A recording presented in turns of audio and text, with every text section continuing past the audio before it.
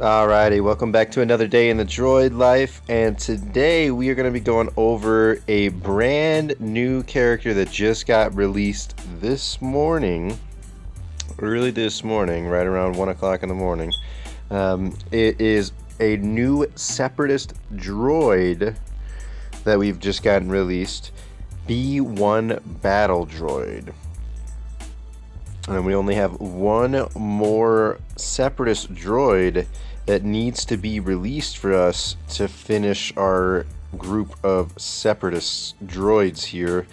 And very excited. We only have another week left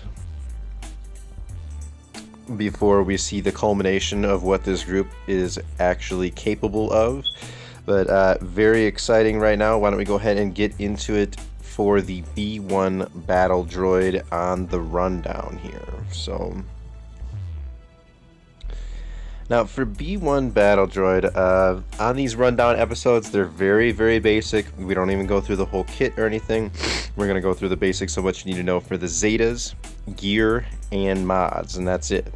Alright, so for the B1 Battle Droid, he's got one Zeta that is available to him in this brand new kit, and that is going to be on his unique ability here, that is Droid Battalion.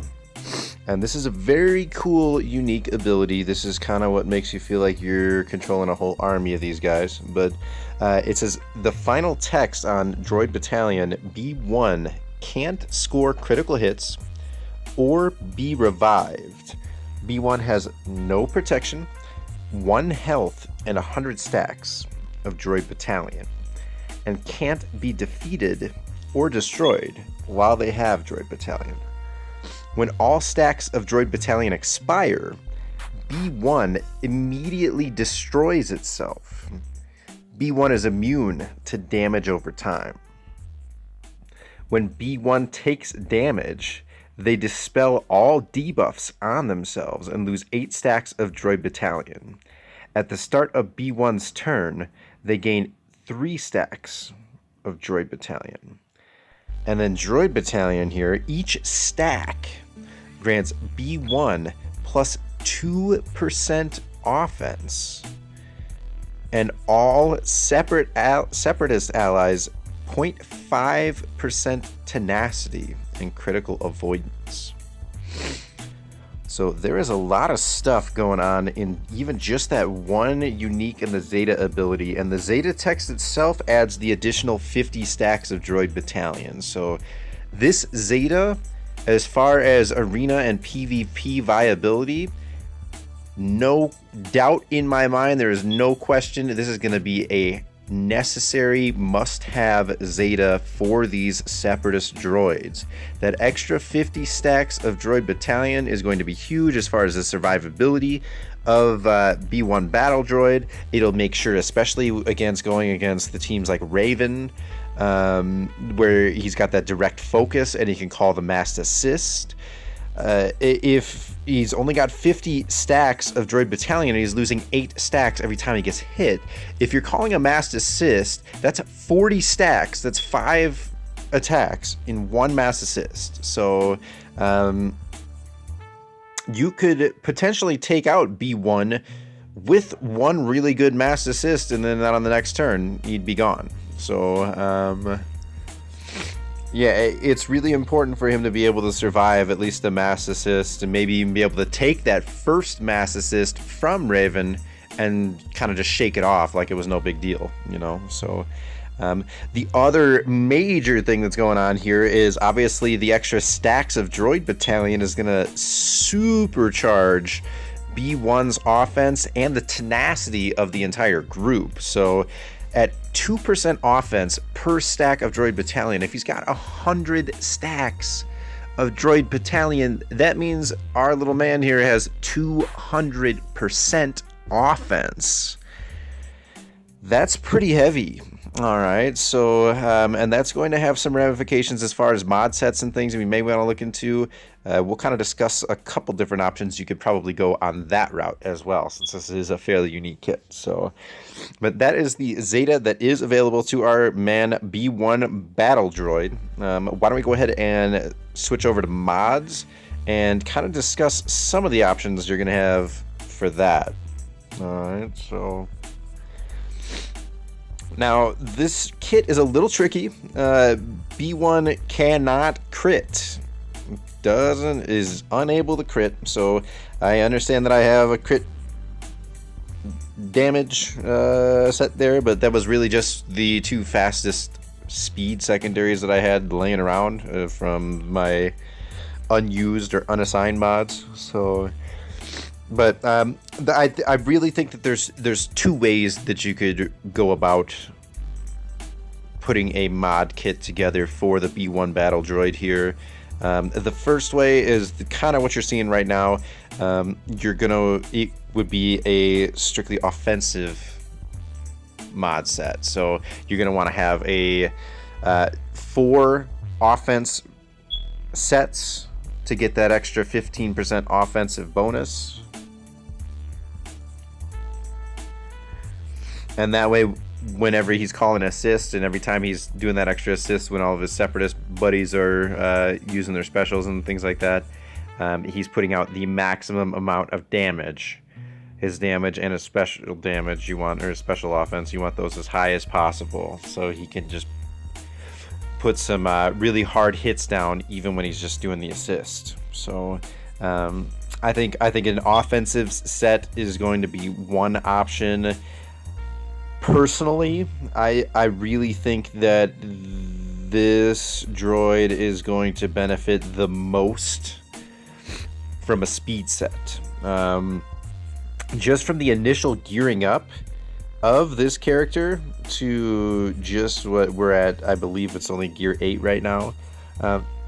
There's a lot of speed built into the gear that goes into this kit. Quite a bit of speed, actually. And when I went ahead and moved just a normal speed set on here, it's not even obviously a gear 12 or a 6-dot mod set, but if I go ahead and just move a normal speed set on here from R2-D2, look what happens. So we're at 168 speed right now. All right, let me go ahead and switch this. Assign loadout, droids, R2-D2. As you can see, R2-D2's kit, he's got crit damage and a speed set.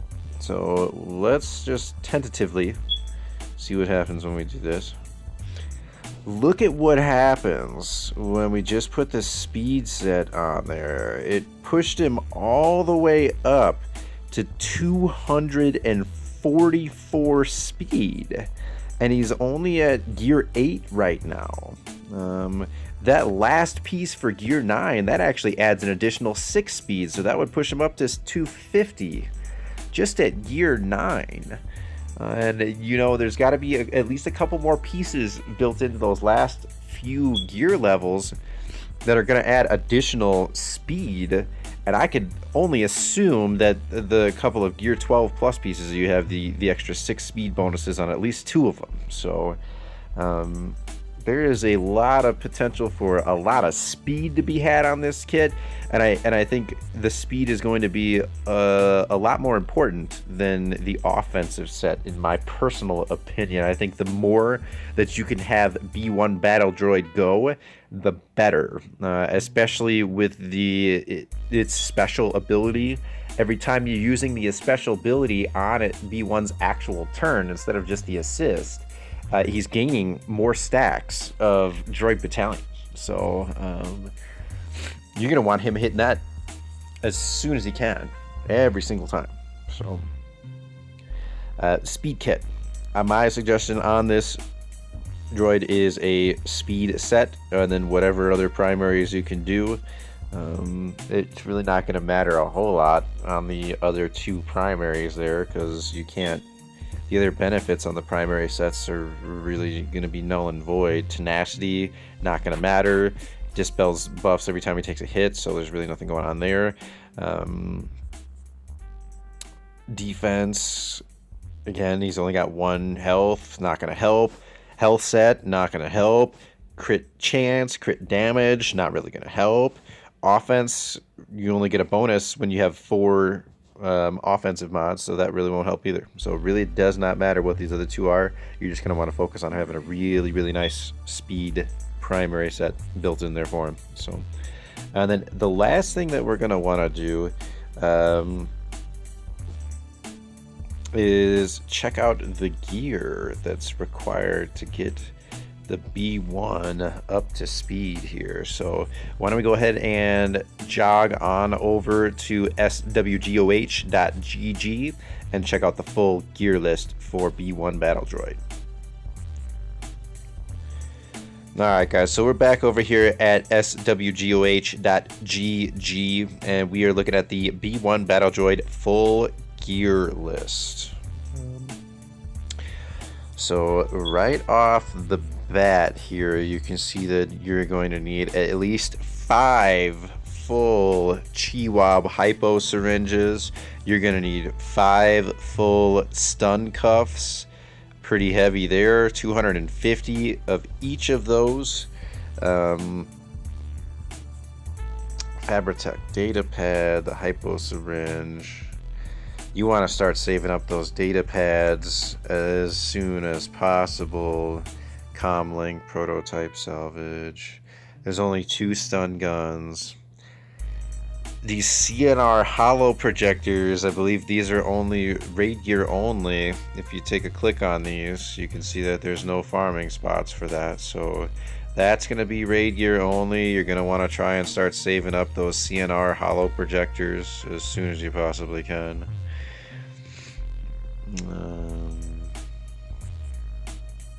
Back to gels, implants, the biotech implants, the golden eyes, and the back to gels you want to save up. Fusion furnaces, again, those are another one that are raid only, so you're going to want to try and save that up from your raids whenever you can.